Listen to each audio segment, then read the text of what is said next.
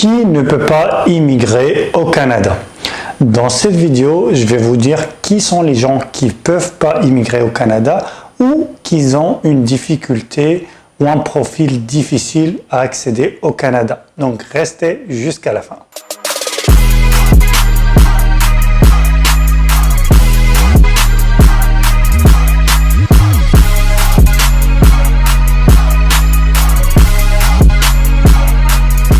What's up YouTube et bienvenue dans cet nouvel épisode de Easy Canada Channel.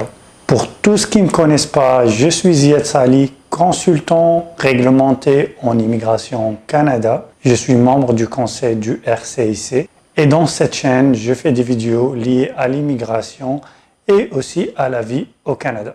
Si vous n'êtes pas abonné, n'oubliez pas de vous abonner pour ne pas manquer d'actualité sur l'immigration, mais aussi pour avoir des réponses rapides à vos questions en commentaire ou avoir des réductions sur les consultations privées avec moi. Si vous voulez une consultation privée avec moi ou si vous voulez que je prenne votre dossier d'immigration en charge, vous allez trouver mon contact dans la description de la vidéo. Voilà, pour revenir au sujet de la vidéo, qui ne peut pas immigrer au Canada? Plutôt, personne ne peut pas immigrer au Canada, mais il y en a des profils où ils vont trouver beaucoup de difficultés à immigrer. Et on va citer ces profils-là. Le premier des profils qui vient à la tête, c'est les gens âgés. Et c'est raisonnable. L'immigration au Canada vise à avoir des jeunes pour donner une puissance au pays, pour améliorer l'économie du pays. Plus tu es âgé, plus tu en manques des chances. C'est-à-dire tes points en termes d'immigration, si tu veux faire l'immigration permanente directement, vont baisser.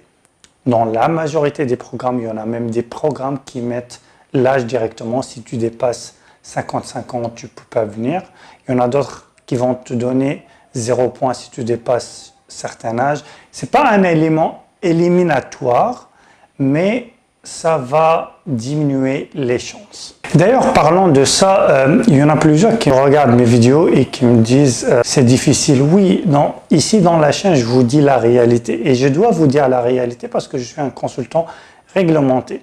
Si tu veux entendre quelque chose qui va te dire oh, c'est facile au Canada, il suffit d'avoir ça et tu peux venir. Tu peux voir les autres chaînes, mais ce n'est pas la réalité. Venir au Canada, ce n'est pas facile. Mais c'est un projet, un retour sur investissement énorme parce que c'est un pays riche et la qualité de vie est trop bien ici. Donc, le deuxième profil où ils ont des difficultés à venir au Canada, c'est les gens qui ont des problèmes avec les antécédents judiciaires, surtout criminels. Donc si le bulletin numéro 3 dans ton pays n'est pas propre, tu peux avoir des problèmes, mais ils vont vérifier ce que tu as fait dans ton pays avec les lois canadiennes. Je vous donne un exemple.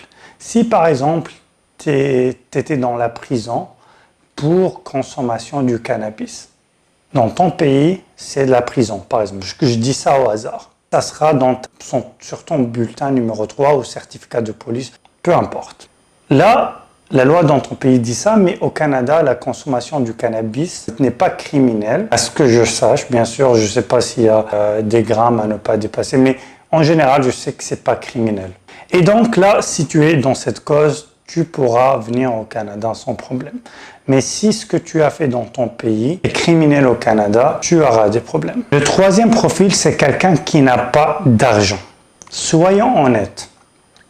C'est vrai que tu peux venir au Canada sans argent. Il faudra beaucoup de chance et beaucoup d'efforts. Et généralement, si tu n'as pas assez d'argent, c'est difficile. C'est difficile. Parce que tu vas éliminer plusieurs programmes et tu vas être limité à un ou deux qui vont dépendre beaucoup de la chance et d'un profil excellent et de la pénurie de l'emploi.